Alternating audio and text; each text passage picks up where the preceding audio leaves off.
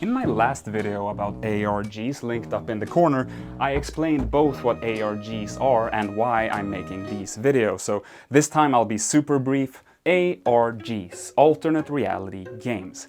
Not augmented reality game, by the way, that's another thing. It's alternate reality game. It's an understandable misconception, but those are two completely different things.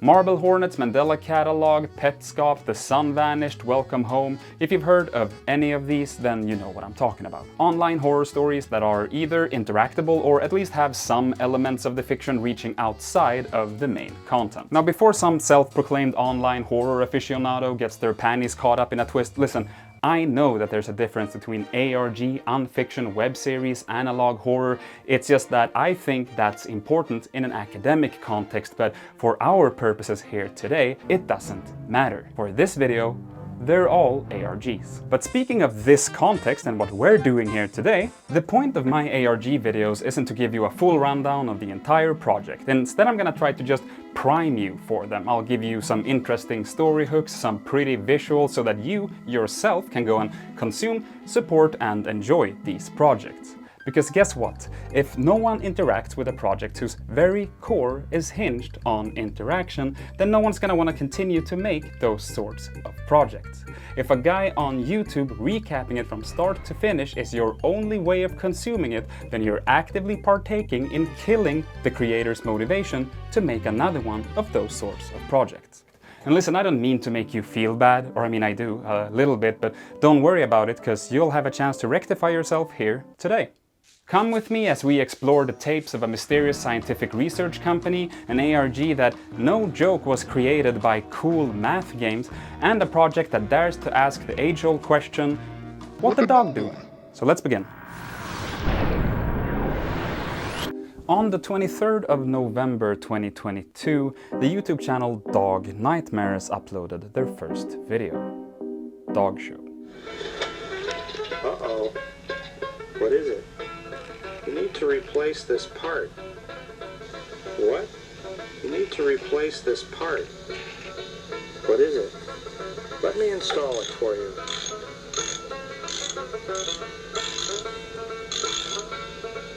There. That's it? I better check the oil.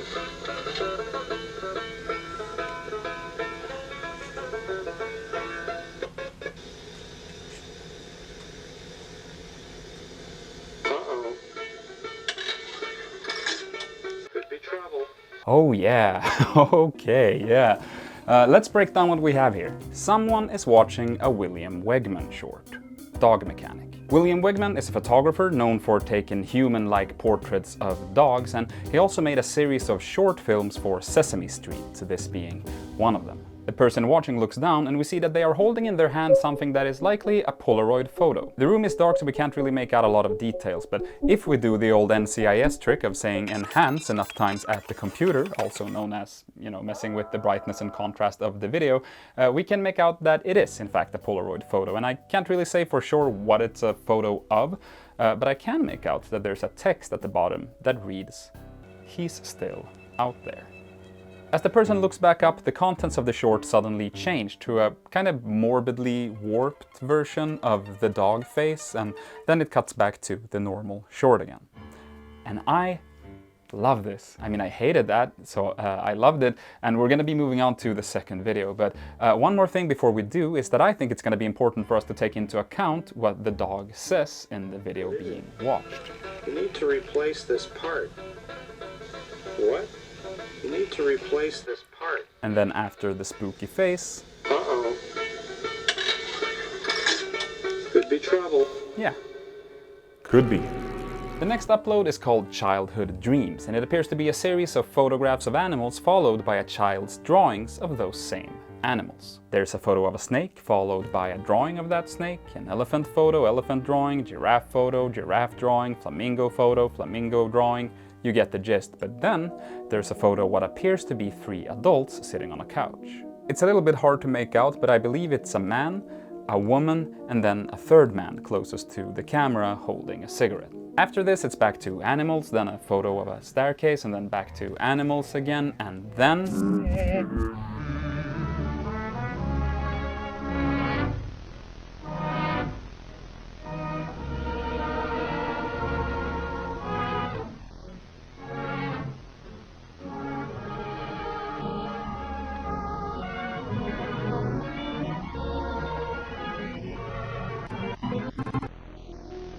We then cut to a photo of the drawings spread out over a living room floor. As someone goes to pick them up, this happens.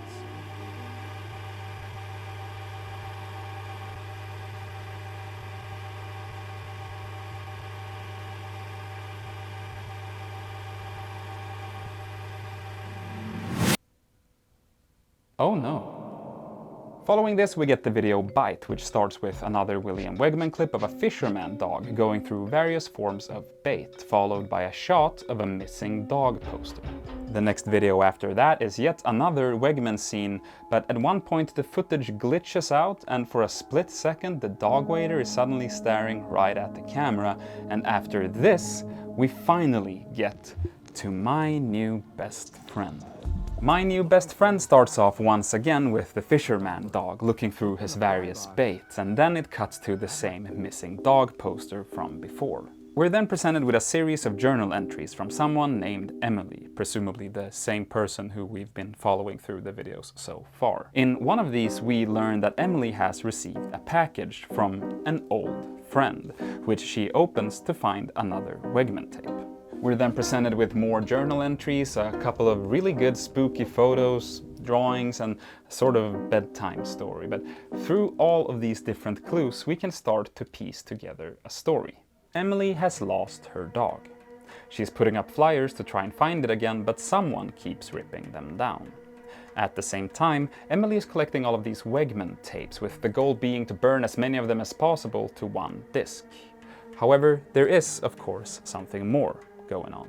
Remember when Emily picked up the drawing of the flannel-wearing dog from the floor? Well, let's watch that scene back one more time, this time with the help of our old friend and Hans.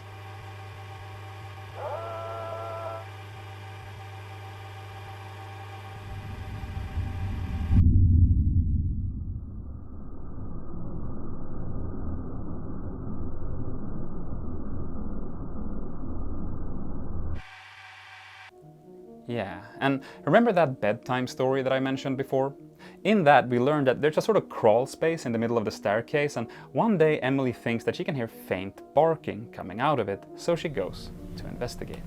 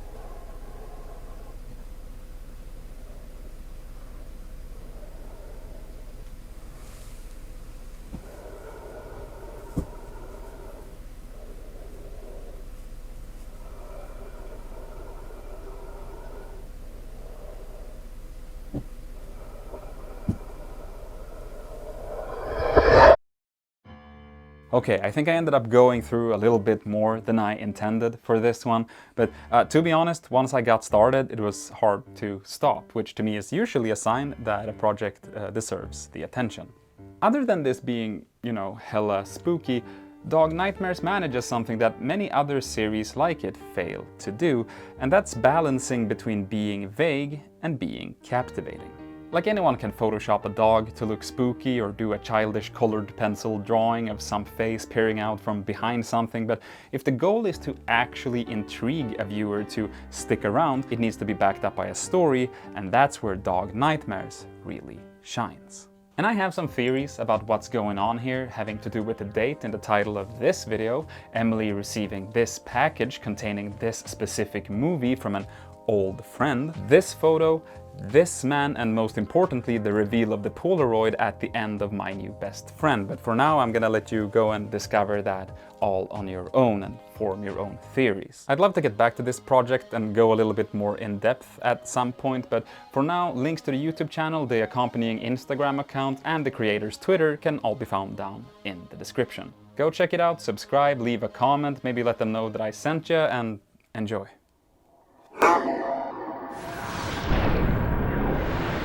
The second project of the day is a strange one, and to be completely honest, I'd probably say that it doesn't really qualify to be included in one of these videos of mine, because it isn't really ongoing, and furthermore it's actually, you know, like backed by a real company, one that you might know of. But all of that being said, this was just simply too weird, or too surprising, I guess, to not talk about it. So, you know, here we are. So we should probably start by talking just a little bit about CoolMath games, which, if you've never heard of it before, might sound like a sort of Baldi's Basics, Mr. Squimgle's supposed kids game turned horror experience, but it is in fact a completely real company and a real website established in 1997, aimed towards making math fun and cool for kids. For those of you who actually grew up with the website, you know that most of what you could find there wasn't actually math related, but rather it was just sort of a portal to play Flash games, but with a name that made your teacher feel okay with the students going on it during class. Also, a quick side note, I'm gonna be shortening CoolMath games to just CMG from now on to keep things flowing a little smoother. So with that brief history out of the way, on October 17th, 2023, the official CMG Instagram uploaded a video. In this video, an employee is going through a project briefing for something called Project 675. Summary. This document describes the narrative behind the CoolMath Games wants to bring fun experiences to their site and decided to create. We found an indie developer to create the prototype, however, harder than CoolMath expected. Then a new route in the game seems to be created. When the team tested, they decided to cut ties with the developer and work with a different one to make the actual. So CMG wanted to create some sort of new experience, a kind of experience that had never been seen on this website before. They outsourced the coding of the game, but once it had been delivered to them, they didn't like what they got. CMG then abandoned the collaboration with this developer and decided to move forward with someone else. And that's the abbreviated version, but the document does go into more details about this development process. The CMG team agreed on a theme and a concept for the game, and the developer got to work. The game was supposed to surround a young boy lost in the woods trying to find his way home. Each screen of the game would contain 3 arrows, left, right and middle, so essentially it's a kinda choose your own path game with various puzzles strewn in for good measure. However, somewhere along the lines, disagreements grew between the developer and the CMG team. The dev insisted on including language, visuals and themes deemed way too dark for a CMG game. Giving the dev the benefit of a doubt though, they let them continue their work, but as we get to the very end of the document, there's this. When clicking, will turn to the player. When Pixie will say a sentence involving the secret words. Once he has, will fade into the darkness of the fort. When the team played this final build, they asked for it to be removed from the build. The developer was unable to remove this and actually fought to keep it in. Due to this conflict, the beta was scrapped and the games team decided to move forward with another developer to create the game they wanted. But this developer still has a game and wants the world to know about. I crack like a fucking old wooden house when I move. Following this, we're presented with feedback rounds for the game, email exchanges between CMG employees, Slack conversations between CMG employees acting really dicey when Maddy mentions Project 675. Maddy is the main character. I don't remember when or how I found out her name, but it's Maddy. It's whatever. We also get hidden source code messages such as "let me out," "I can't see," and "help me," along with a bunch of spooky binary. So now we know for sure that this is an ARG. Now I'm gonna be skipping over a bunch of stuff because, again, this isn't a full recap, but there were a bunch of, strange glitches, there were black holes that appeared on the CMG homepage, Morse codes in the browser tabs, screenshots of in-production prototypes of the game, various types of other codes translating to things about being stuck in darkness and having to find a way to escape, and perhaps most importantly, hangman. Then on October 25th, a blog post appeared on cmg.com with the title, "Read this before they take it down." The post goes on to chronicle about 1 week of time from the perspective of Maddy as she goes from finding the manila folder all the way up to today. We learned that the strange black hole on the website was as mysterious to the CMG team as it was to the players, and while they tried, they couldn't find a way to get rid of it. Maddy grows increasingly paranoid and unhinged until finally, day 8. The truth has been uncovered. There's a new and mysterious game out on CoolMath Games. Play it now while you still can. They're trying to take it down as we speak. Get on before the end of the month or else it will be too late.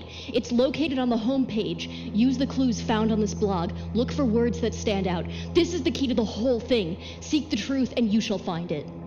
Now, some of you probably picked up on the fact that it said get on before the end of the month, and that month being October of 2023. And since we are now, in fact, beyond October of 2023, none of these things can be found on the website or CMG's social media anymore. Luckily, however, with the assistance of 2 very helpful links that I'll be putting down in the description, you'll still be able to experience this project for yourself should you desire to. The first link is to a Google Docs document containing a full recap of the findings in chronological order. There you can find, archived screenshots of the Instagram stories, website puzzles, and other codes. The other link is for archive.org, where someone luckily has archived the actual game, because yeah, there is an actual game. I know I've barely talked about it and barely showed it, but that's because I want you to go and play it for yourself. You should know this by now, because now you're all set up with the necessary backstory and all the links down in the description.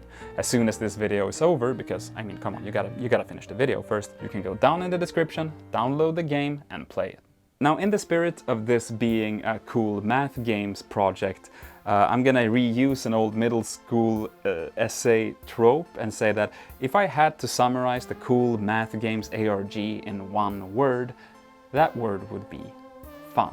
It's not the pinnacle of innovation, it isn't reinventing the wheel or doing something that we haven't seen before, but I don't really think that matters, because first of all, I don't think every project needs to be breaking new ground and, blow our minds, but second of all, I also think we should really take the target audience into consideration here. CoolMath Games is a website aimed at middle schoolers, and as far as I'm concerned, this is a great first introduction to this sort of storytelling for someone around that age. It's a little spooky, it introduces the idea of there being more than meets the eye with hidden messages in source codes, and there's, the ciphers and the puzzles, and it's got essentially all the main staples of what an ARG is, and you better believe that 12-year-old me would have gobbled this shit straight down, because it's fun, and that's really all it needs to be.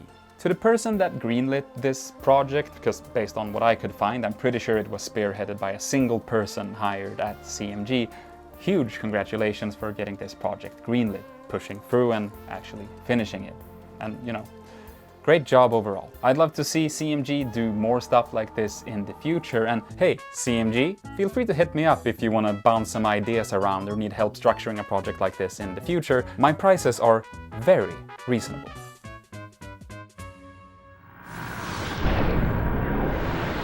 For our third and final project of the day, we are going to be talking about this project is still pretty early in its development, so this won't be a very long entry, but I think it shows a lot of potential in both its writing and presentation, and I think it'd be really cool if I could help out to build a core audience for this project and hopefully revisit it in a bit more detail later. So let me set you up with what you need to get started for this project. There are, as of right now, 2 main sources of content, the YouTube channel and the Twitter account. The YouTube channel is ran by a man named Andy, and the Twitter is ran by his friend, Chris. And instead of starting from the first tweet or the first video, I'm gonna jump ahead a couple of months to the 3rd of September 2023, when Chris on Twitter posts this thread. There's a set of apartments in Ann Arbor, owned and leased out by a bank a friend of mine works for. I still don't know the details, but one of the tenants hadn't been around in a while, and the bank was in the process of repossessing the apartment. I only know that the tenant was elderly and had no family or friends anyone was able to get into contact with. It's like he just vanished. He had been gone for weeks, so there's not much that could be done except clean his place out, put everything in storage, just in case. Where Andy and I enter into this is that this friend of mine offered to let us have a look at the place before everything was officially cataloged. As a favor. Well, really just me, but Andy happened to be with me when he asked, so he came too. Probably not a good idea looking back, but the guy was long gone, you know? No family, no friends. Sad, but it didn't seem like a problem at the time. Anyway, all that we took was the box of tapes. There wasn't a lot there anyway, not even furniture. The only decoration was a big corkboard with strings and stuff like you see in movies. Which seems more important after the video today. Wonder if it's still around. We still don't know a lot about Shea Scientific. It was active in the early 70s. It was probably based in Michigan. This missing tenant probably worked for them, but that's kind of it. And with all of that, we've got a basic premise. So let's take a quick peek at the video content. Over on the YouTube channel, we have the company logo, a fully digitized tape called The Water Cycle, parts 1, 2, and 3 of SSFX 00072, and their latest upload, which we will wait with for just a little bit. Let's check out The Water Cycle.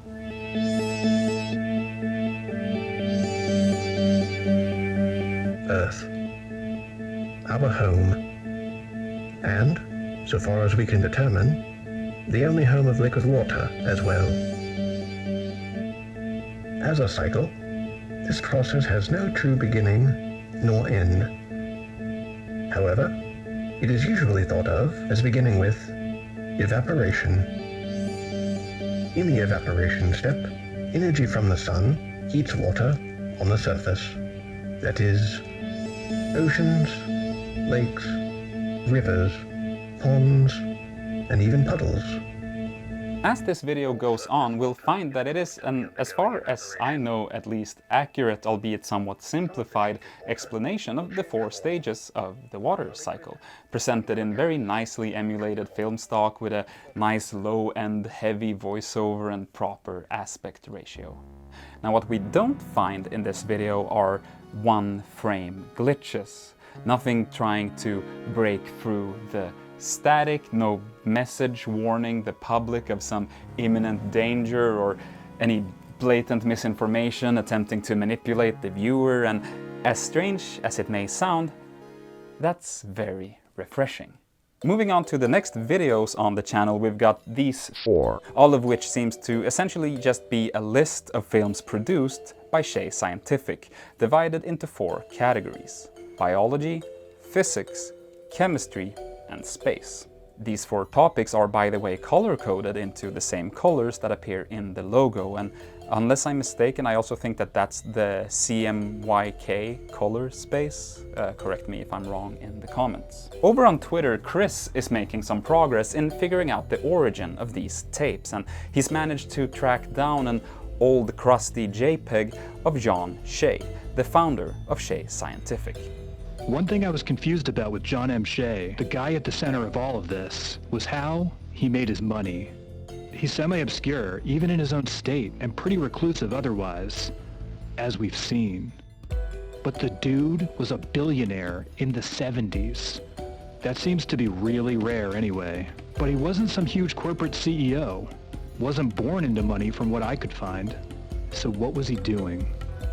Patents, apparently. He has at least several hundred for all sorts of things. An early type of drone, what seems like the very first autofocus system for cameras, a waterproof shoe, VR headsets, tons of stuff. He was basically inventing current day items using 1970s tech. Very interesting. And over on the YouTube channel, we have that final upload that I teased before. Let's have a look.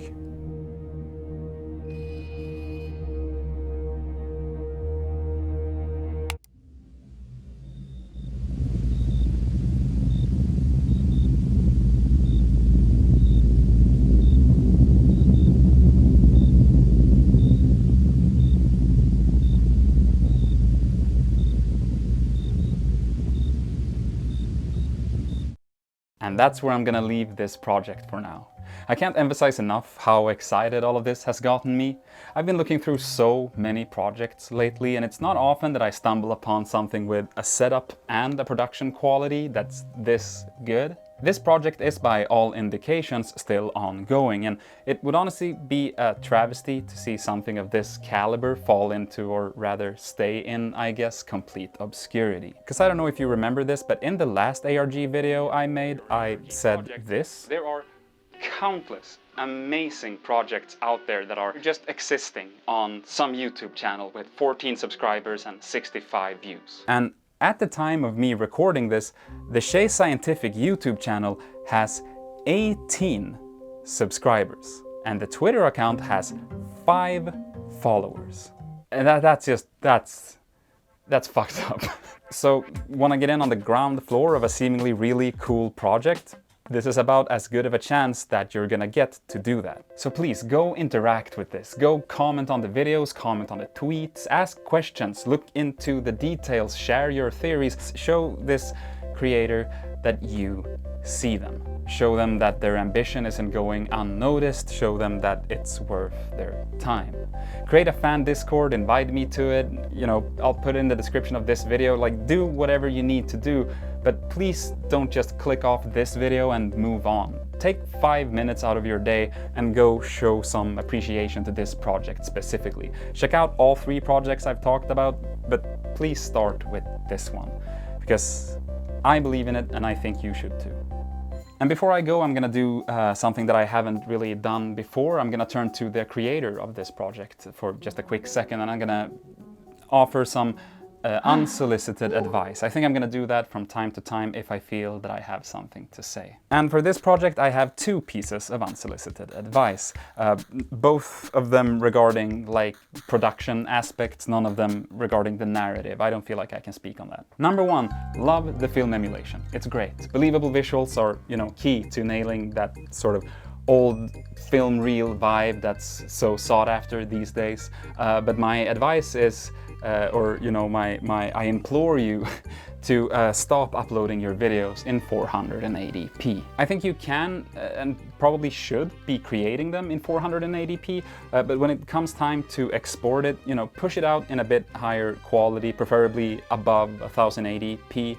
It's not to make the video file look better, it's because you need to get around the YouTube compression. Film grain and analog visuals and film hairs, all of this, it gets completely obliterated by the YouTube compression. And you know, you even have a narrative defense for this, because these are all supposedly uploaded by Andy, right? He seems like a tech-savvy enough guy to maybe know that and just make the files bigger. But honestly, I don't think you need an in-universe explanation. I just don't want the work that you've put into the visuals to go to waste. But speaking of in-universe explanations, unsolicited advice number 2, perhaps I'm reading too much into it and projecting my own experience of running projects like this onto your project, but you may feel like you've painted yourself into a corner early on when you made tweets promising more regular uploads. You have since walked back on that, all in character, by the way, which I really applaud, but like, I promise you, it's okay. Like, don't go crazy and tire yourself out coming up with in-universe explanations of why a video is taking a bit longer to come out than you had intended. The audience is, as I've found it at least, more patient than you might think, especially in this field. And if someone would be pressuring you to, you know, release more content than in one way it's a little flattering, you know, they want to see more of your stuff, but secondly, they probably just don't understand the amount of time and work that goes into something like this. Don't stress it. Take your time, focus on creating the best possible content that you can, and tell the story how you want to tell it. We'll be here. And with that, thank you for watching. You know any other cool online horror stuff? Perhaps you're even making your own little Slender Man show? Well, in the description there's a Google form where you can submit projects you've found or your own project for me to take into consideration to cover in future videos. However, before you submit, 1. Don't send me in-universe shit, don't pretend to be your character, don't send me ciphers, describe your project clearly, okay? You want people to watch it? Being able to pitch it is probably a good first step. Number 2, please don't send in submissions for Marble Hornets, Petscop, Hi I Mary Mary, Ekva, Monument Mythos. I want to mostly cover projects that are still ongoing and that hasn't received the attention that they deserve. And number 3, please don't submit the same project multiple times. I read every single submission that I get, so if you send something in, I will read it, I promise. If it's been like a full year, then yeah, you can send it again, but please don't spam me. I'll just skip your project if you do that. Okay, that should be all. Thank you so much for watching. Thank you to all of my patrons who are currently scrolling by in a lame Joker man font without stroke, without shading. And then a special thank you to my patron producers, which you can now see on screen in cool 3D lettering. In actuality though, I am very thankful to all of you, regardless of tier. Thank you so much. And hey, please go to the Patreon and help me pay rent. Thanks for watching. Ah, that should be enough. Oh, Jesus, memory card is almost full. How big is this memory card? Is it like 180 gigabytes of video? Jesus Christ. This secondary camera is from 2010. I can be filming for 6 hours with it in 1080p. It'll look fine. It won't look great, but it'll look fine. And it'll be like a few gigs. Then with my main camera, shooting in 4K, 10-bit, all of that. If nothing else, join the Patreon just to allow me to buy more hard drives so I can save all this fucking footage. Ugh.